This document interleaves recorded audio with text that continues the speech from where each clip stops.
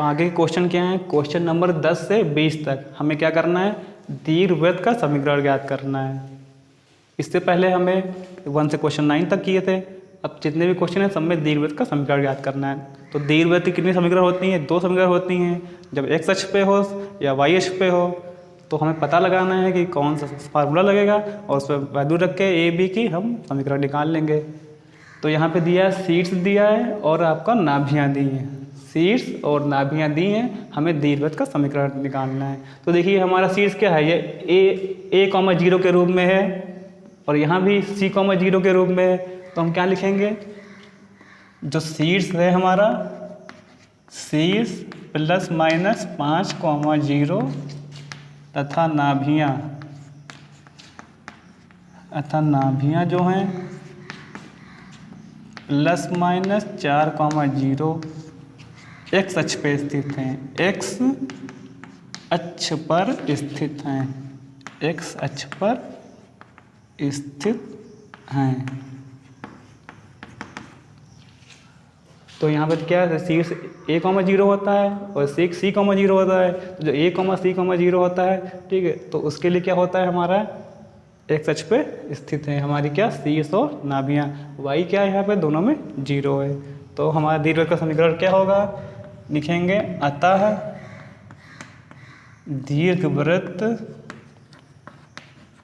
दीर्घवृत्त का समीकरण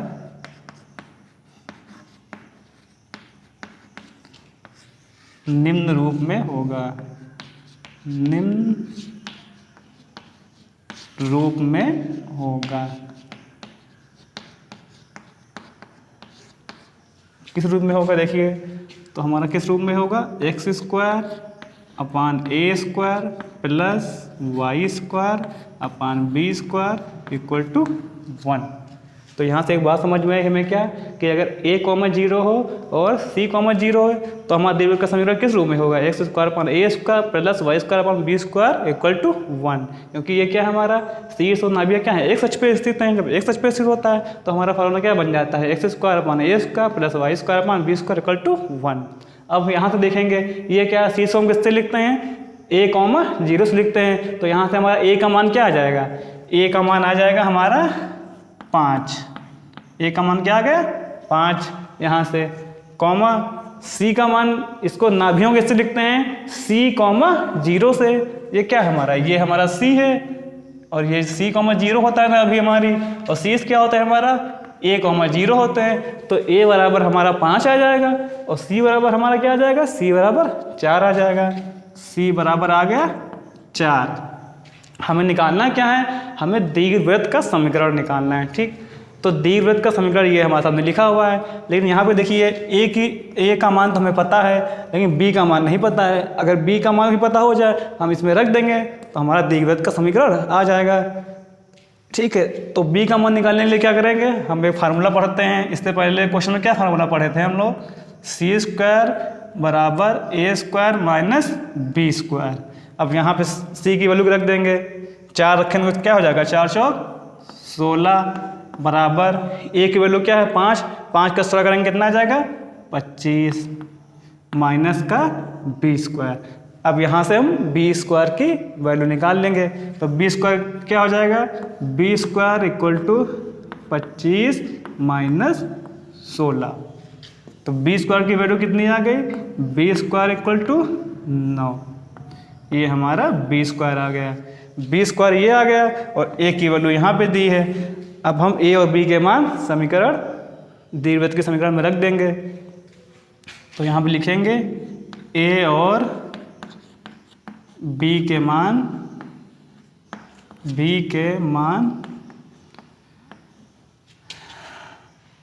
इसको समीकरण फर्स्ट मान लीजिए। समीकरण फर्स्ट में रखने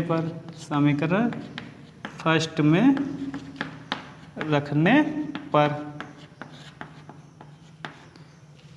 यहाँ पे रखिए a की वैल्यू, तो क्या आ जाएगा हमारा, x² अपान a की वैल्यू है 5 का स्क्वायर करेंगे तो कितना आ जाएगा, 25 प्लस y² उतारेंगे अपान b² की वैल्यू क्या है, b² हमारा क्या आया 9।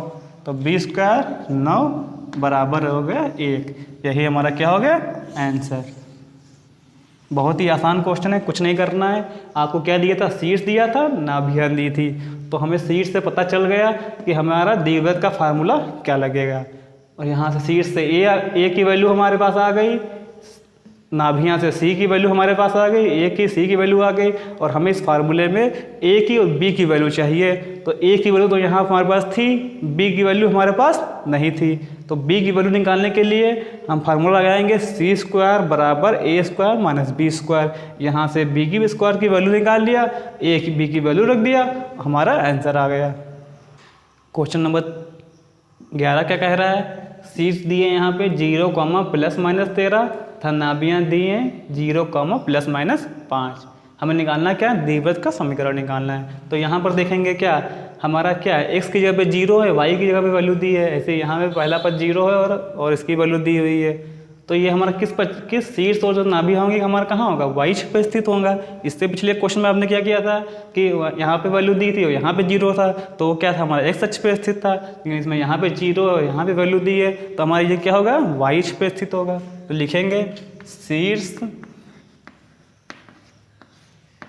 0, ±13 तथा नाभियाँ 0, ±5 y अक्ष पर स्थित हैं, y अक्ष पर स्थित हैं, y अक्ष पे स्थित हैं।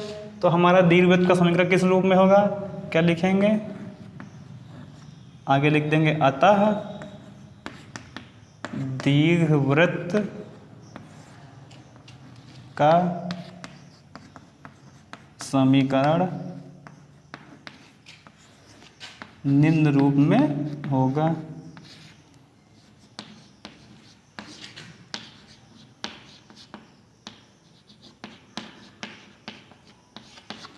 तो जब हमारा शीर्ष और नाभियाँ y पे स्थित होंगी तो हमारा समीकरण क्या हो जाएगा, x² हो जाएगा। यहाँ पे पहले क्या होता था, पिछले क्वेश्चन में क्या किए थे, x² से किए थे, क्योंकि हमारा क्या था, शीर्ष था, नाभियाँ x अक्ष पे स्थित थी, यहाँ पे y अक्ष पे स्थित है, तो x² वाला फार्मूला लगेगा, प्लस y² बराबर हो गया 1। ये हमारा फार्मूला लगेगा।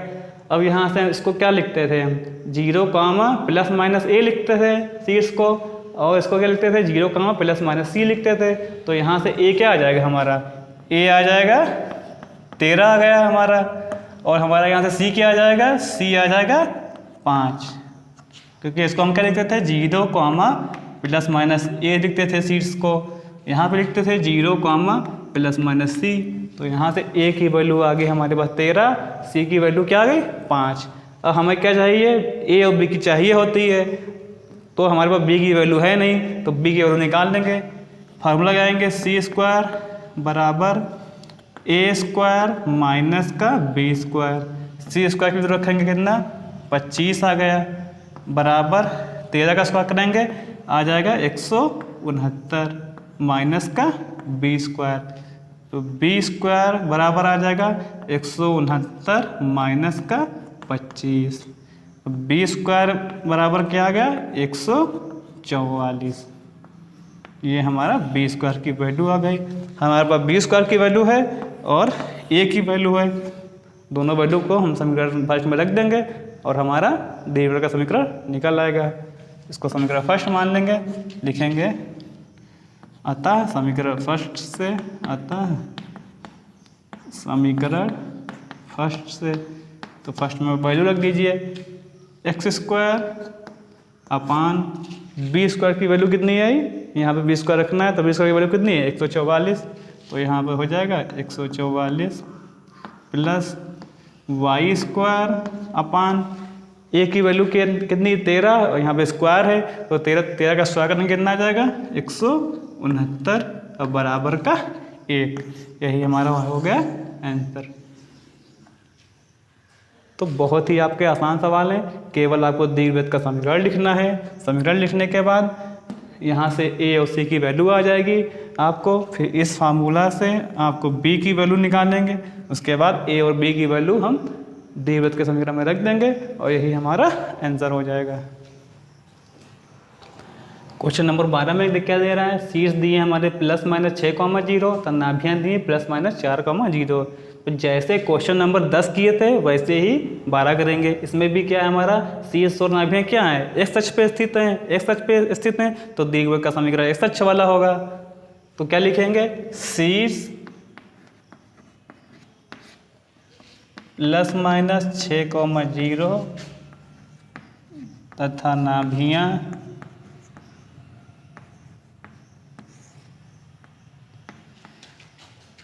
+-4,0 एक्स अक्ष पर स्थित हैं,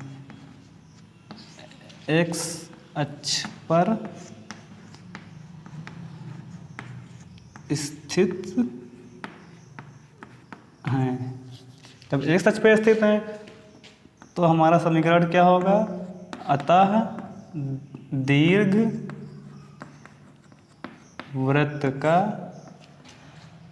दीर्घवृत्त का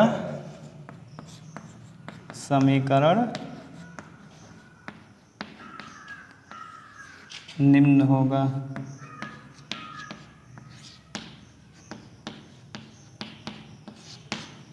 क्या हो जाएगा समीकरण हमारा, x² upon a² plus y² upon b² equal to 1। ये हमारा समीकरण हो गया।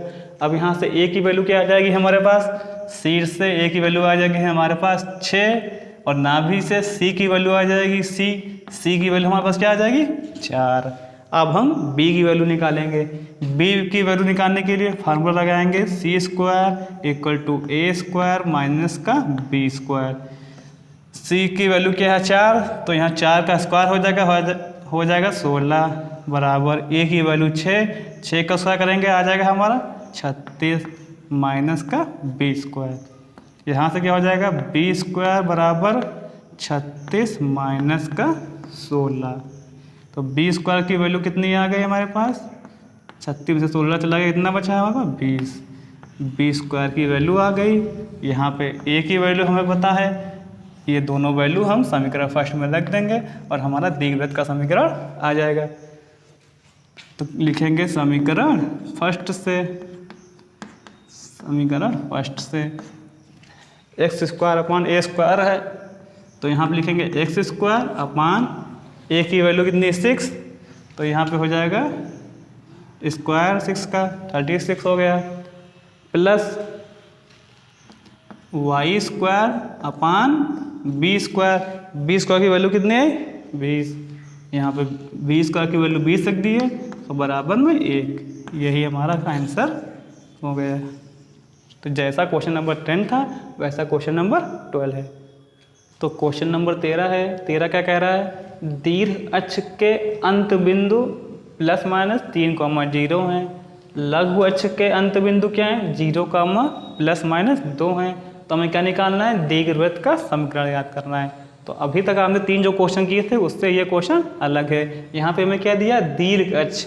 हमने पढ़ाया था दीर्घ अक्ष क्या होता है, दीर्घ अक्ष की लंबाई क्या होती है 2a निकालना पढ़ाया थे इससे पहले, और लघु अक्ष की लंबाई पढ़ाया था हमने 2b, बताए भी थे फिगर बना के कि दीर्घ अक्ष किसे कहते हैं, लघु अक्ष किसे कहते हैं। तो यहाँ पे दिया दीर्घ अक्ष के अंत बिंदु। तो अंत बिंदु मतलब होता है दीर्घ अक्ष के जो अंतिम पॉइंट है, जो अंतिम बिंदु हैं वो दिए हैं क्या ±3,0, और लघु अक्ष के अंतिम पॉइंट दिए हैं क्या 0, ±2। तो यहाँ पे थोड़ा सा समझ लीजिए फिगर की सहायता से।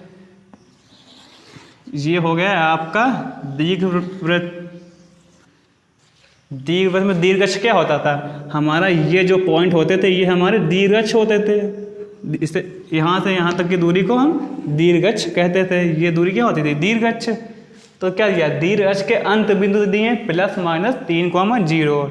तो ±3,0 यानी ये हो जाएगा हमारा 3,0 और ये हो जाएगा -3,0। तो ये हमारे हो गए क्या दीर्घ अक्ष के अंत बिंदु हो गए। लघु अक्ष के अंत बिंदु क्या है, लघु अक्ष हमारा क्या होता है, यहाँ से लगा के यहाँ तक की दूरी क्या कहलाती है, हमारा लघु अक्ष कहलाती है।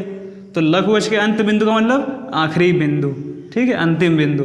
तो अंतिम बिंदु इसके क्या है 0, ±2। तो 0 यहीं पर रहेगा, +2 हम यहाँ पे गए, ठीक है। तो इसके 0,2 इसके निर्देशांक हो जाएंगे, इसके क्या हो जाएंगे 0,-2, तो ये निर्देशांक हो जाएंगे हमारे। और शीर्ष को हम किससे लिखते हैं, ये क्या है हमारा आयत, शीर्ष आयत को किससे लिखते हैं हम a,0 से, और यहाँ पे इसको किससे लिखते हैं 0,b से डिनोट करते हैं। ये आपको हमने पढ़ाया था फिगर में। यहाँ तक की दूरी a होती है तो ये a,0 हो गया, यहाँ से यहाँ तक की दूरी b होती थी तो ये 0,b होता था। तो हम यहाँ पे देखिए फिगर में एक चीज़ और समझिए कि जो हमारा दीर्घ अक्ष जो कि अंत बिंदु है वो किस पे, x अक्ष पे स्थित हैं, और जो लघु अक्ष के अंत बिंदु किस पे स्थित हैं, y अक्ष पे स्थित हैं। तो हम ये लाइन लिखेंगे कि दीर्घ अक्ष के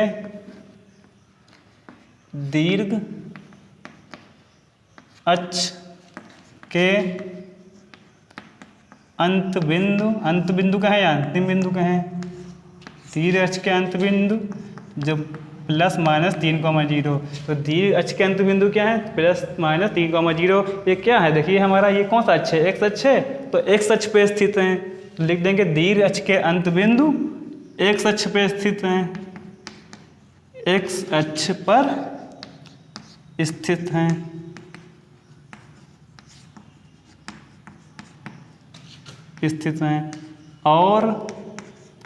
और हमारा क्या है, लघु अक्ष के जो अंत बिंदु हैं, लघु अक्ष के अंत बिंदु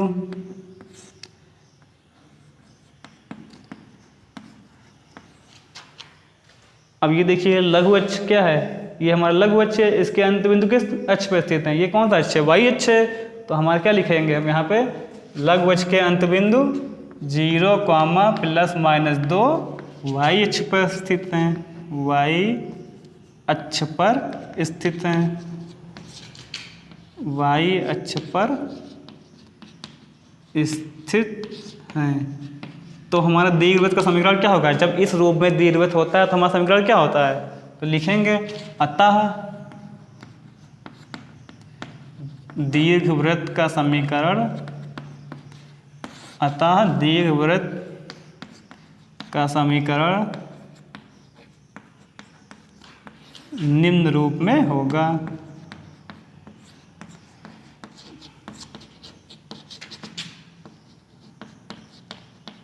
हमारा क्या हो जाएगा दीर्घवृत्त का समीकरण, x² upon a² plus y² upon b² equal to 1। ये हो जाएगा हमारा दीर्घवृत्त का समीकरण। क्यों होगा, क्योंकि हमारा दीर्घ अक्ष के जो अंत बिंदु है वो हमारा x अक्ष पे स्थित था, और जो लघु अक्ष का अंत बिंदु y अक्ष पे स्थित है, तो ये हमारा दीर्घवृत्त का फिगर बन जाएगा। इसके लिए हमारा दीर्घवृत्त का समीकरण क्या होता है, x² upon a² plus y² upon b² equal to 1। अब यहाँ से देखेंगे तो ये अंत बिंदु हमारा a,0 है। देखिए क्या है a,0, तो a की वैल्यू हमारे पास क्या आ जाएगी, a की वैल्यू यहाँ से देखिए a बराबर क्या आ जाएगा 3 आ जाएगा हमारा, a बराबर क्या आ गया, a बराबर आ गया 3। अब यहाँ से देखिए लघु अक्ष का अंत बिंदु क्या था 0, ±2, तो ये लघु अक्ष है, तो यहाँ से इसका बिंदु क्या था 0,2, इसको किससे लिखते थे हम 0,b से लिखते थे, तो b बराबर क्या आ जाएगा 2, यहाँ से b बराबर 2 आ गया, b बराबर 2 आ गया। तो हमें द्विघात समीकरण निकालने के लिए क्या चाहिए था, a और b का मान चाहिए था, और यहाँ से हमारा a का मान आ गया, यहाँ से हमारा b का मान आ गया। अब a और b का मान सीधे हम यहाँ पर रख देंगे, हमारा आंसर हो जाएगा। तो क्या आंसर हो जाएगा, x², a की वैल्यू रखेंगे 3, तो यहाँ आ जाएगा 3 × 9 प्लस y² अपान b² की वैल्यू 2 रखेंगे तो क्या आ जाएगा 4 आ जाएगा, b की वैल्यू 2 रखेंगे यहाँ पे और 1। यही हमारा क्या हो गया, दीर्घवृत्त का समीकरण हो गया, यही हमें निकालना था। तो बहुत ही इजी क्वेश्चन है, जो आपने पिछले लगाया उससे भी आपसे इजी क्वेश्चन है। केवल बस ये देखना है हमारा पहली लाइन पे ये ध्यान देना है दीर्घ अक्ष का अंत बिंदु कहाँ है, दूसरी लाइन पर ध्यान देना है लघु अक्ष का अंत बिंदु कहाँ है। दीर्घ अक्ष के अंत बिंदु को इससे लिखते थे हम ±a,0 से लिखते थे, तो इसलिए यहाँ से हम a बराबर 3 आ गया था। लघुवच के अंत बिंदु किससे लिखते थे, 0 प्लस माइनस बी से लिखते थे, क्योंकि यहाँ पर 0 फिर ऊपर कितना गए b जाते थे, तो उसके निर्देशांक क्या होते थे 0 b, इसलिए b की वैल्यू वहाँ से क्या आ जाएगी, b बराबर 2 आ जाएगा, a बराबर 3 आ जाएगा। हमें द्विघात का समीकरण भी पता है, यहाँ पे a की वैल्यू रखा है, b की वैल्यू रखा और फाइनल में हमारा आंसर आ गया।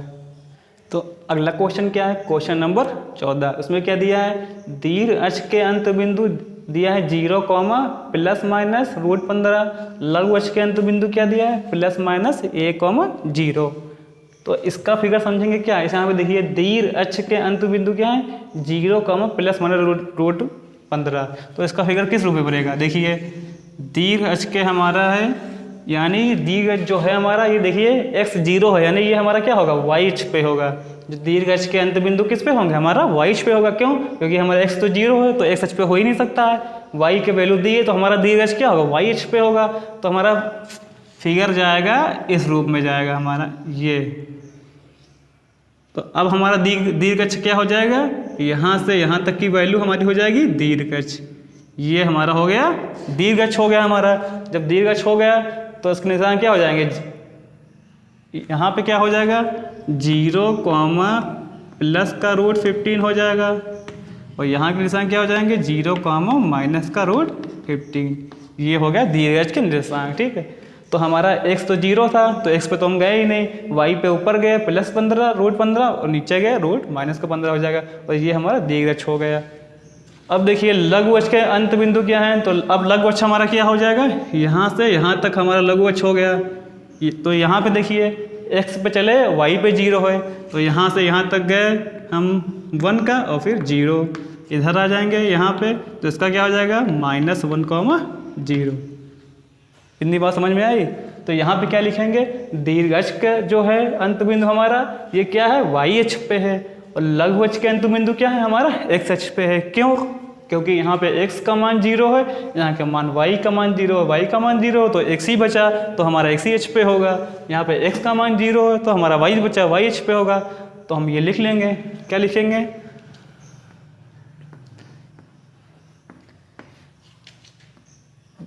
दीर्घ अक्ष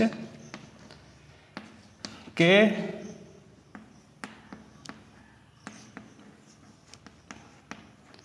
अंत बिंदु 0 प्लस माइनस √15, ये क्या है y अक्ष पे है, y अक्ष पर है, और लघु अक्ष के अंत बिंदु क्या होंगे, और लघु अक्ष के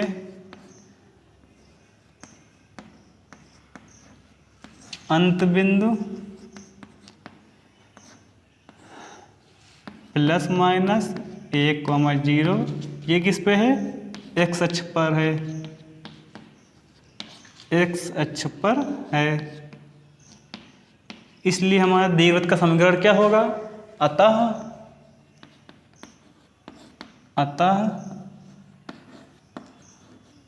दीर्घवृत्त का समीकरण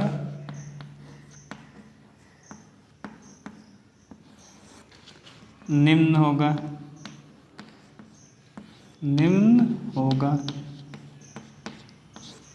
तो हम जानते हैं जब हमारा फिगर इस रूप में होता है तो समीकरण क्या हो जाता है, अब यहाँ पर समीकरण हमारा चेंज हो जाएगा, x² आ जाएगा प्लस y² आ जाएगा, बराबर में आ जाएगा 1। तो ये समझ में आया कि ऐसा क्यों आया, क्योंकि हमारा अंत बिंदु जो दीर्घ अक्ष था ये क्या है, दीर्घ अक्ष हमारा इस रूप में है, लघु अक्ष हमारा यहाँ पे है, तो हमारा समीकरण भी चेंज हो जाएगा, x² प्लस y² बराबर का 1। अब यहाँ से देखिए हमारा दीर्घ अक्ष ये है, तो इसको हम किससे तुलना कर देंगे, 0 प्लस माइनस a से तुलना कर देंगे।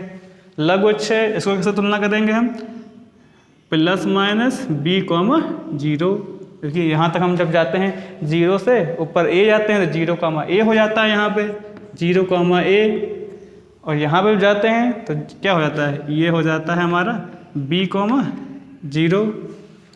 तो यहाँ से हमारी ए की वैल्यू क्या आ जाएगी, ए की वैल्यू आ जाएगी रूट 15, ए की वैल्यू क्या आ गई रूट 15। और बी की वैल्यू हमारी क्या आ जाएगी, यहाँ से बी की वैल्यू क्या आ गई 1 आ गई, बी बराबर क्या हो गया 1 हो गया। अब ये वैल्यू हम समीकरण फर्स्ट में रख देंगे, हमारा क्या आ जाएगा x² अपान b², b है 1 तो यहाँ भी 1 हो गया, प्लस y² अपान a², ए की वैल्यू रूट 15 है, ए स्क्वायर करेंगे तो रूट हट जाएगा तो क्या बचेगा केवल 15 बराबर का 1। यही हमारा आंसर हो गया। तो इससे पहले आपने जो क्वेश्चन किया था उसमें आपका क्या था, पहले एक्स अक्ष था, ठीक है, जो दीर्घ अक्ष आपका था वो किस पे था, एक्स अक्ष पे था, और जो लघु अक्ष था हमारा वाई अक्ष पे था। तो उसमें फार्मूला लगाए थे x² अपान a का प्लस y² अपान b² बराबर 1। अब ये अगला क्वेश्चन है आपका नेक्स्ट टाइप में है, इसमें क्या है आपका जो हमारा देखिए दीर्घ अक्ष कहाँ पे है, यहाँ पे इसमें दीर्घ अक्ष हमारा वाई अक्ष पे है और हमारा लघु अक्ष कहाँ पे है, एक्स अक्ष पे है। तो इसमें हमारा टाइप चेंज हो गया, यहाँ पे फार्मूला क्या बन गया x² अपान b² प्लस y² अपान a²। वैल्यू वही आएगी, a की वैल्यू यहाँ से, b की वैल्यू वहाँ से, a की वैल्यू रखा है यहाँ पे a की रखा, b की रखा, हमारा आंसर आ गया।